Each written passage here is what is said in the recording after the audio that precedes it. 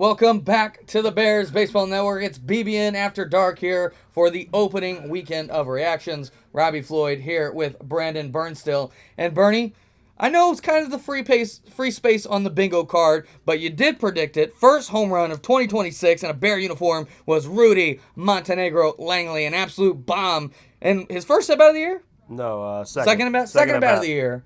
Second at-bat of the year, first game of the season, Rudy Montenegro Langley. It's a long home run. Bernie, you called it. Obviously, Rudy was a beast this weekend. We're going to talk about some of the maybe surprises of the weekend, but figured we'd start the show. First home run of the year. Bernie, Rudy, right where he, picking right back off where he left off from last year. What do you think about Rudy this opening weekend? Yeah, Rudy, every year he's gotten better and better. And I think to start this year, the first, 20 at-bats or so, he's taken a big step forward with, his pitch selections, not getting himself out. And that's what's scary about him, man, because if he does that, if he's not getting himself out by chasing, curveballs in there or fastballs way above his zone, he's going to hit that 30 home run goal he has, or maybe even more. And that first home run he hit, man, wasn't even like a barreled ball. This ball was off his hands. It didn't sound good, and he still cleared the fence by, 10, 15 feet. Yeah, and Bernie, on Tuesday, hit his second home run of the season. This one on a big-time field, a big-time blast. Absolutely crushed. Rudy Montenegro Langley, certainly the MVP candidate, MVP frontrunner going into the season. We all knew that. Another guy, Bernie, who hit not only his first home run of the season, but I believe his first home run of his Bear career, in Kenny Douglas, hit a monster shot this weekend. Bernie, Kenny, a guy I know you're very excited about, a guy who had a very good BWL. Tell me about Kenny Douglas here in the opening weekend. Yeah, started slow on Saturday and came into Sunday a completely different player. That rolled into our Tuesday games where he just mashed both days. We were playing in the fall out at the field across from Ozzy's. I can't think off the top of my head right now, but it's across from Ozzy's. And, Kenny did hit a technical home run, as in the umpire called it a home run, but it clearly bounced over the fence. So, that was kind of the running joke after he hit one on Sunday. It was his first real home run. But, yeah, the one he hit on Sunday was absolutely launched. Off the bat, I was pretty confident it was gone. And, again, that was a pretty swing, and, he's slotted right at 3-hole well. Bernie, another guy maybe a little bit more surprising who had a great weekend for 14 Burnstill, it's Rowan Damschroeder. And when I say surprising, I don't necessarily think surprising to me and you. We were talking about him on last week's show here on BBN After Dark, but maybe surprising to the organization. This is a guy who's been here a long time, been a long-time role player, been a second-team player at times, and it feels like he's really starting to come into his own. A nice weekend for Rowan Damschroeder. What were your thoughts on Rowan this weekend? Yeah, on Sunday, before our first game, I was talking to Jameson Blaybaum, and I was saying how, with some guys out right now, it's nice to have players step up, but, Rowan's not even stepping up. This is like having a new player. This guy is 100% different than last fall or last summer. It's like a brand new guy walked into the Bears. This guy started the weekend batting 5, and quickly found himself in the 2-hole on Sunday, found himself in the 2-hole again on Tuesday. He's done nothing to lose the job. This guy is now aggressive at the plate. He's much more athletic. And yeah, he's just been ripping balls all weekend. And Bernie, I want to talk about one more 14U hitter, and that is a guy who had a very nice weekend on Burn, and then on Tuesday night goes out, plays with you, hits an absolute tank into deep left center field, and that's Tucker Parnall. This is a guy who, listen, man, has put in the work from day one, hasn't felt sorry for himself. He's just gone to work and is finally starting to see that work pay off. I know in 2 pitching outings this weekend, one with Burn on the weekend and one with you on Tuesday, he was over 50% strikes in both of those. So, Bernie, the work's starting to pay off. What do you think about Tucker Parnall getting a chance with Burnstill on a Tuesday night exhibition game? Yeah, going into the weekend, or going into that Tuesday game here when I had, 15, 16 kids, I was talking to some of the other coaches. I was like, look, man, I'm going to try to get everybody as many at-bats as possible, but, I'll guarantee you at least one at-bat. That's my goal for everybody. When I gave Tug his first at-bat, he went up there in a 3-0 count, had the confidence to swing at 3-0 count, hits a base hit. So that gets him a second chance in the same game. He ends up drawing a walk, good at-bat again. And then he got his chance second game, man, and look, he took an ugly swing the swing before on a pitch in the dirt, but did not let that frazzle him at all, because the next pitch was down the middle, and he freaking launched it. And that was a amazing thing to see for a guy like Tuck. Yeah, I think this is going to be the first of many. Again, there's several fields that we play on, Bernie, that would have been over the fence. It was ball absolutely crushed. I think Tucker's going to hit a lot more extra base hits before the year's all said and done. We had a lot of guys come out this weekend. A little bit of a slow start with the bats. Timing's a little off. Haven't taken live ABs, at least outside, in a long time. A team and some players who did not start out slow was 13U Floyd. These guys came out absolutely hacking. And the first guy I want to talk about, Bernie, is Cooper Woolen. How about 9 for 11? That's an .818 batting average with 5 doubles. This guy came out absolutely mashing the ball. We mentioned, of course, Rudy is the favorite for the MVP, but Cooper Woolen, he may be the front runner right now. 5 doubles and an .818 average. What do you think about Cooper Woolen this weekend? Yeah, you're talking about a guy who can win an MVP. That 13 Floyd team, man, is good. That team's going to hit. You can make the argument they're going to score the most runs in youth in the Bears. If Cooper's got to lead in that offense, which, looks like he's going to be the one right now, he could easily find himself in the top, 2 or 3 of that MVP race, even winning it.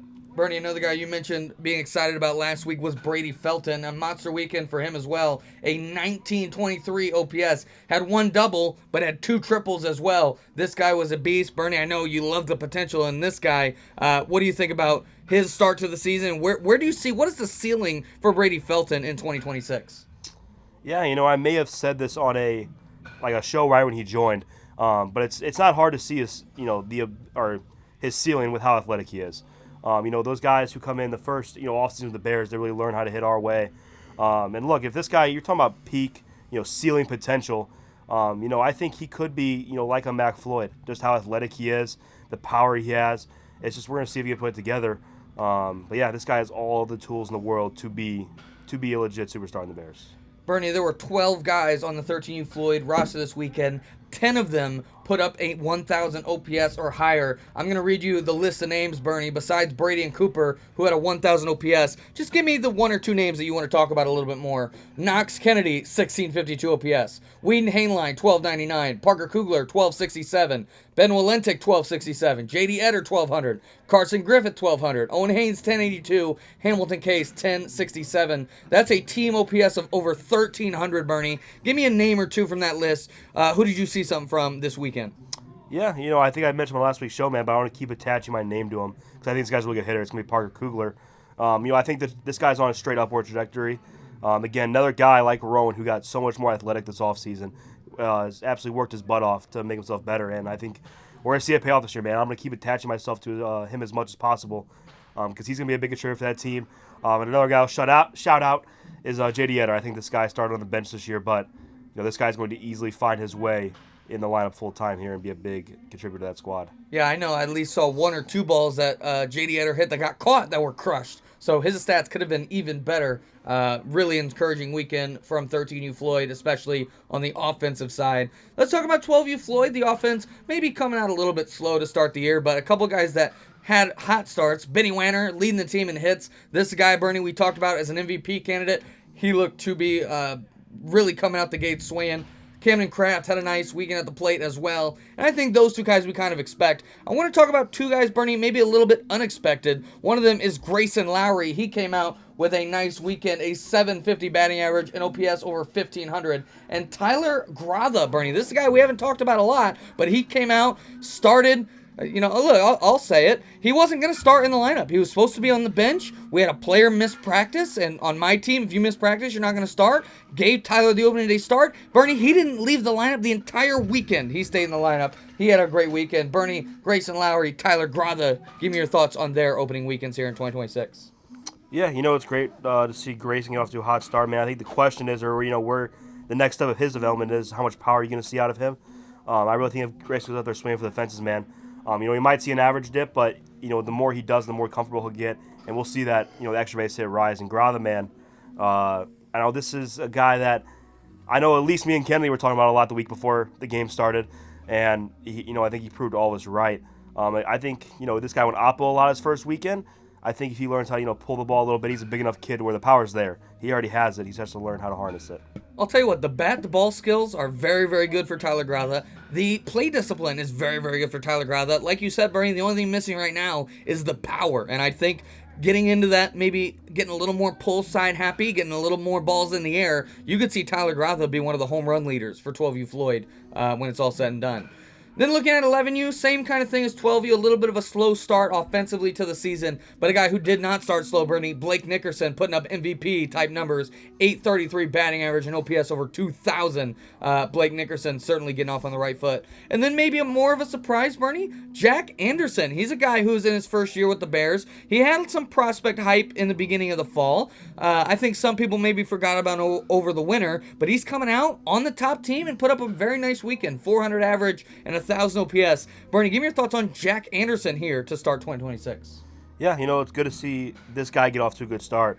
I'm not going to say that, this guy's going to end up being a, big star for this team, but because obviously I think these guys who didn't hit this past week are going to figure it out.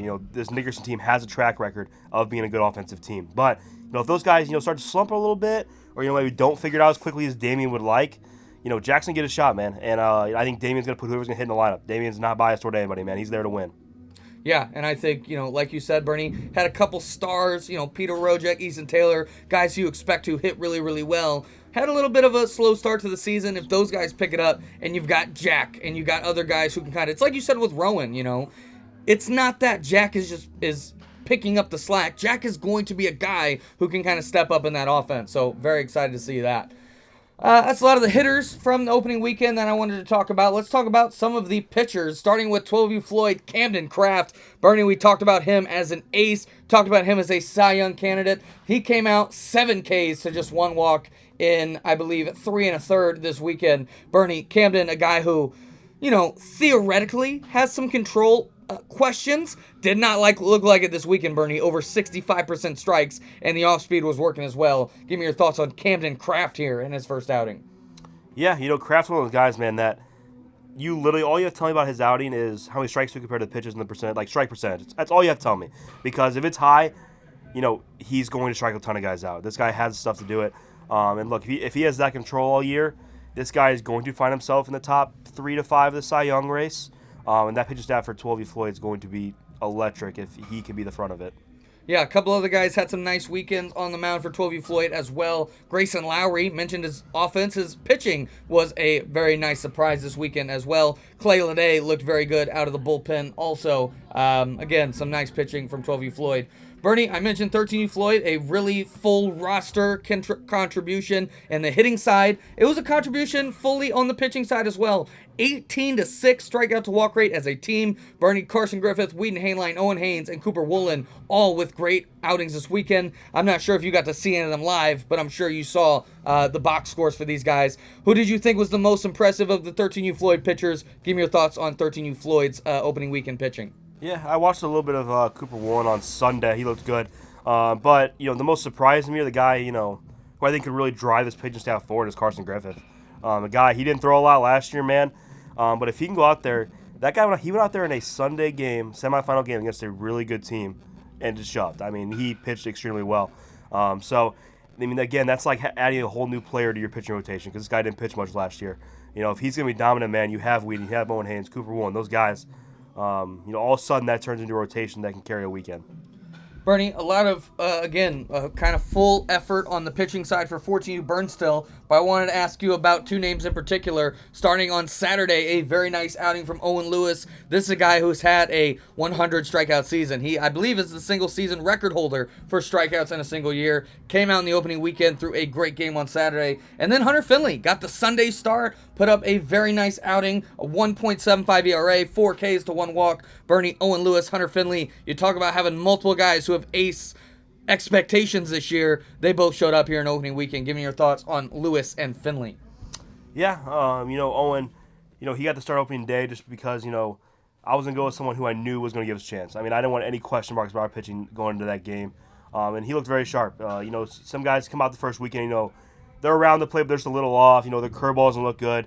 Stuff that, sometimes takes a little time to come back, but that was not the case for Owen. From the get-go, all the stuff was sharp. And Fish Finley on Sunday, I said it during the game multiple times. I didn't think he looked as sharp as he could have been, but he still was very effective against a good squad and got a ton of outs for us. Right, he gave us a chance to win that game. I believe it was 1-1 when I took him out of the game in the 5th inning. But yeah, even without his best stuff, in my opinion, he still went out there, had a really good start. He's only going to get better, and he's going to see the ball a lot more on Sundays going forward. Yeah, I thought those two guys looked great. Another guy who I thought looked great for 42 Burnstill was Connor Kennedy. Came in relief on Saturday, put up 8 strikeouts, Bernie, in relief. This is a guy who I think is going to see a lot of innings, especially early in the season. And again, like you said, I didn't know if he necessarily had his best stuff going. It was just being consistent in the strike zone, having multiple pitches. I thought a nice outing for Connor Kennedy. Bernie, do you have any more thoughts about Connor's outing? I thought he was a nice surprise this weekend. Yeah, Connor's great. Came in, he got put in a really tough scenario. He gave us a chance in that game. Like you said, he wasn't, not everything was working, right? He literally, basically didn't have a curveball for that whole game, and he was still getting a ton of strikeouts. And yeah, this guy's going to see a massive amount of innings, not just early in the year, but I think throughout the whole year. Bernie, I know, we kind of can only see so much about defense from the box score, but I did want to mention a couple guys who I thought had really nice weekends defensively. Obviously, mostly I'm going to speak to the guys who I saw play live. Didn't get to see everybody. I didn't get to see very much of 11U. They played kind of the same time I did this weekend. But I did see a lot of 14U, a lot of 13U, and a lot of 12U. A couple guys I thought were impressive. One guy, I was by a Nickerson game, and I saw Easton Taylor make a couple nice plays on defense at second base. Thought that was very impressive. Leo Papin had a great weekend defensively. 12U Floyd, I mentioned, came out a little bit slow offensively. I thought the defense was phenomenal. Leo Papin, I thought, was very, very impressive defensively. Benny Wanner as well, but Leo was the big surprise for me. Played Gold Glove defense at third base. Owen Haynes, I thought, make a couple nice plays in the outfield for 13U Floyd, and then a guy who I thought played well this weekend.